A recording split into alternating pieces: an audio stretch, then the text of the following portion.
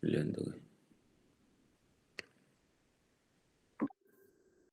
Buenas, ¿cómo les va? Espero que vengan bien con las clases o con los teóricos grabados. Vamos a empezar con riñón, con renal. Vamos a dar una clase de insuficiencia renal aguda, porque hay algunos términos que me gustaría aclarar y que tengan claro.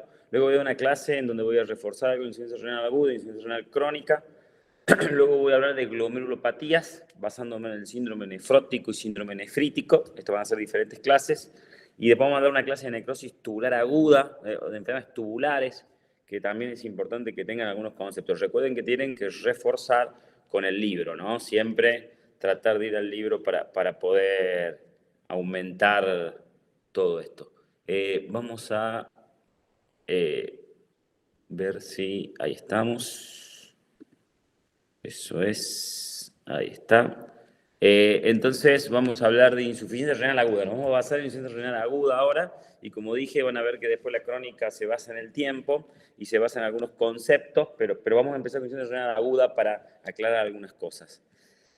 No es un tema difícil de leer. Insuficiencia renal, vamos a ver el estado patológico, vamos a ver la función, la eliminación de los podocitos, la regulación del medio interno por parte del riñón, la síntesis de sustancias y el concepto de insuficiencia renal como un concepto funcional, pero no anatómico. ¿Sí? Eso vamos a hablar más en las glomerulopatías, que es un concepto más anatómico. La insuficiencia renal aguda es la disminución del filtrado glomerular. ¿Sí? Recuerden la fisiología del glomérulo, recuerden lo que es el vaso aferente, el vaso eferente, recuerden cómo es el filtrado glomerular, todo esto es muy importante. Recuerden que en la lámina basal del glomérulo existen los podocitos, que en cierta forma son muy importantes para evitar la filtración de proteínas. ¿Sí? Recuerden que la hipoalbuminuria o la filtración de proteínas es uno de los principales señales de daño renal. Bueno, la cuestión de daño renal tiene disminución de la fracción de la fracción glomerular, digamos, del filtrado glomerular. Hay aumento de sustancias nitrogenadas, azoemia, hay alteración de la homeostasis y hay principalmente oliguria, ¿no? Disminución de la cantidad de orina.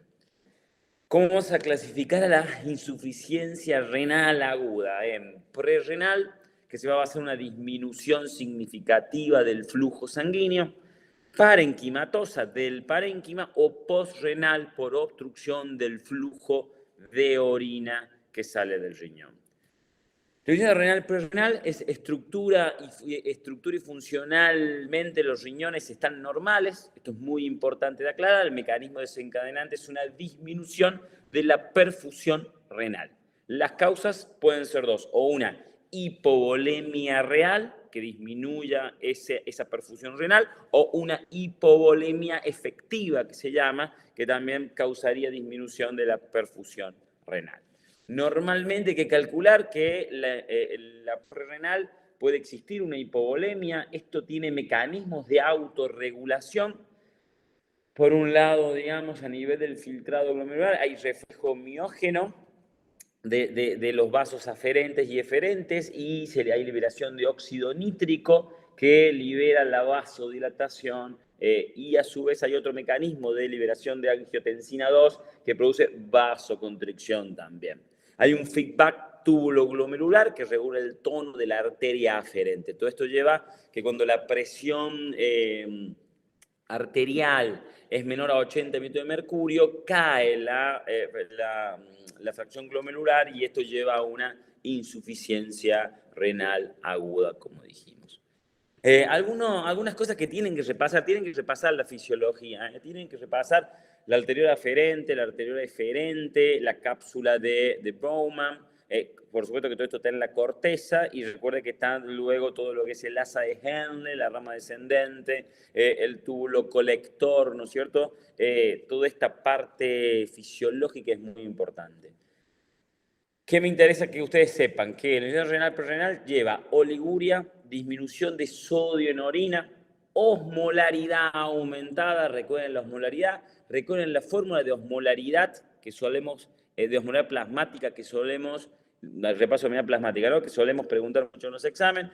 Acá hay osmolaridad aumentada, hay cilindros hialinos, ¿sí? Y hay una fracción de eyección de sodio disminuida con menos del 1% y, como dije, una osmolaridad aumentada, como mayor concentración de orina para que ustedes me entiendan. Esto es muy importante, estas características de insuficiencia prerrenal.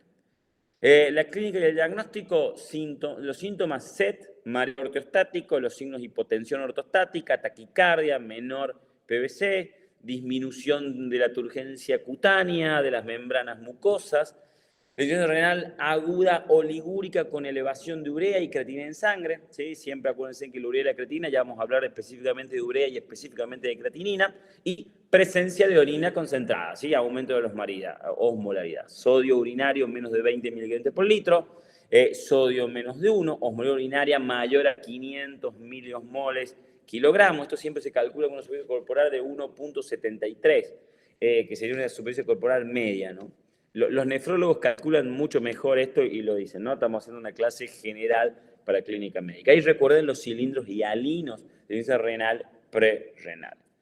Insuficiencia renal intrarrenal, ¿sí? Renal, lesión directa del túbulo o lesión indirecta del túbulo. Si es una lesión indirecta del túbulo, es glomerular, que vamos a ver las glomerulopatías. Recuerden que hay primarias y secundarias, con síndrome nefrótico, síndrome nefrítico, lo vamos a ver en una clase. Túbulos intersticiales o vasculares, que también pueden producir daños tubulares.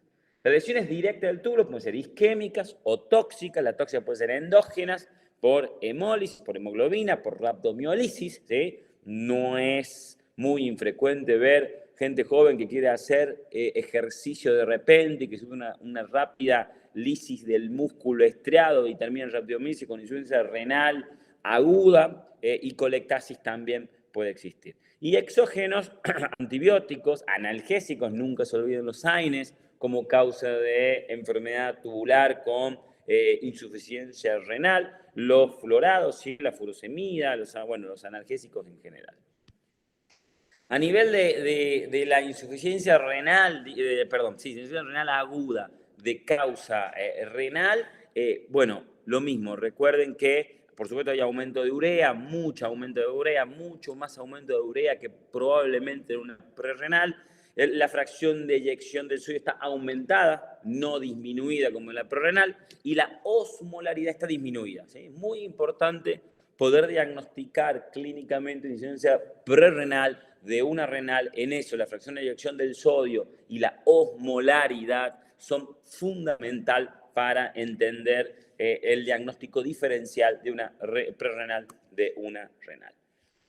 La instauración de una insuficiencia renal aguda, digamos, es de 1 a 3 días, después hay un mantenimiento de 1 a 3 semanas y luego hay una resolución con una poliuria ineficaz. O sea, primero hay una fase más grave que empieza el riesgo vital del paciente, guarda con la necrosis tubular aguda que puede ser oligúrica o no, y la tóxica diuréticos conservadas, isquémica por oliguria. También hay una fase oligúrica con disminución de la fracción de filtrado, con retención de productos nitrogenados y signos de uremia. Recuerden que la uremia produce síntomas, náuseas, vómitos, lo que se llama el síndrome urémico. Medio interno, acidosis metabólica, hiperpotasemia, hipermagnesemia. Luego hay esta resolución con este aumento de la diuresis, que es una poliuria ineficaz. Orina no es capaz de eliminar productos nitrogenados, ya hay un aumento de la orina, pero no es capaz de eliminar ni sustancias tóxicas, los túbulos no manejan bien el agua ni el sodio ni el resto de los iones. Y puede haber una poliuria por pérdida de la sensibilidad de la hormona antidiurética, con acúmulo de urea y otros osmoles que los túbulos terminan destruyéndose. Entonces, recuerden diferenciar una insuficiencia renal aguda prerrenal de una parenquimatosa. La osmolaridad urinaria es muy importante, la prerrenal osmolaridad aumentada, la parenquimatosa osmolaridad disminuida. La excreción de sodio, el sodio en orina está disminuido en la prerrenal, está aumentado en la posrenal. La fracción de sodio, la excreción es menos del 1% en la prerrenal, más del 1% en la parenquimatosa. Hay una relación urea-orina, urea plasmática, que en la prerrenal es menos de 8 y en la parenquimatosa es más de 8, perdón, en la prerrenal, menos de 8 en la parenquimatosa.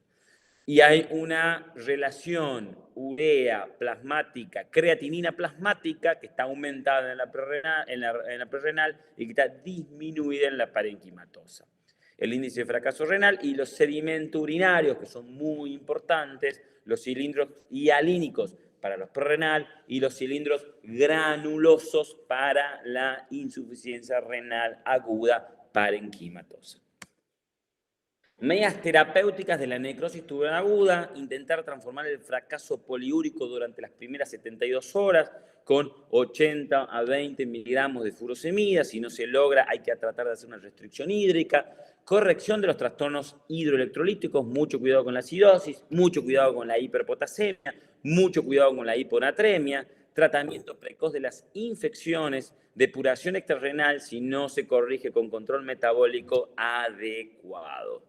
Indicación de diálisis con el fracaso renal agudo, disnea secundaria, sobrecarga de volumen refractarios o diuréticos, hiperpotasemia grave que no responde al tratamiento médico, acidosis metabólica grave, ¿sí? Tiene que ir a un reemplazo, a diálisis, situaciones clínicas graves secundarias al urema, encefalopatías, pericarditis, convulsiones que impliquen que haya que hacer una diálisis en forma urgente. La insuficiencia renal posrenal, obstrucción de la vía urinaria, que puede ser intraluminal, litiasis, coágulos o tumores, intraparetal, estenosis, tumores o malformaciones congénitas, compresiones extrínsecas, diría yo las más comunes, la hiperplasia prostática o el cáncer de próstata. Recuerden la anatomía, todo lo que está por detrás. El cáncer de cuello uterino en la mujer también es una causa de, le diría, muy frecuente en La Rioja, de insuficiencia renal aguda posrenal. Disminución neurogénica por vejiga neurogénica, disfunción de la unión pielo-uretral. Obstrucción unilateral, puede ser una litiasis. Obstrucción bilateral, hiperplasia prostática, cáncer de próstata, que generalmente es posterior, con lo cual el cáncer tiene que ser muy grande para producir una obstrucción renal, pero existe.